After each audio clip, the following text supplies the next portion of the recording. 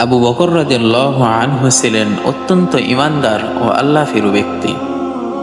তিনি ইসলাম গ্রহণের পর থেকে আমৃত্যু অঢল ঈমান ও আত্মত্যাগের পরিচয় দিয়েছেন।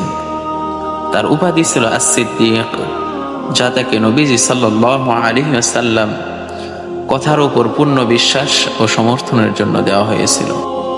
আবু বকর রাদিয়াল্লাহু আনহু ছিলেন রাসূলের সবচেয়ে ঘনিষ্ঠ বন্ধু ও সহচর। রাসূলের প্রতি তার ভালোবাসা ও আনুগত্য ছিল অতুলনীয়। তিনি রাসূলুল্লাহ সাল্লাল্লাহু আলাইহি ওয়াসাল্লামের সবচেয়ে কাছের মানুষদের মধ্যে একজন এবং ইসলাম প্রচার ও প্রতিষ্ঠায় গুরুত্বপূর্ণ ভূমিকা পালন করেছেন। রাসূল সাল্লাল্লাহু আলাইহি ওয়াসাল্লামের ওয়াফাতের পর আবু বকর রাদিয়াল্লাহু আনহু মুসলিম উম্মাহর প্রথম খলিফা নির্বাচিত হন। তার খিলাফতকালে তিনি মুরতাদ, ধর্মত্যাগী ও বিদ্রোহীদের বিরুদ্ধে সফলভাবে যুদ্ধ পরিচালনা করেন এবং ইসলামী রাষ্ট্রকে সংহত করেন। তিনি কোরআনকে একত্র করার কাজও শুরু করেছিলেন।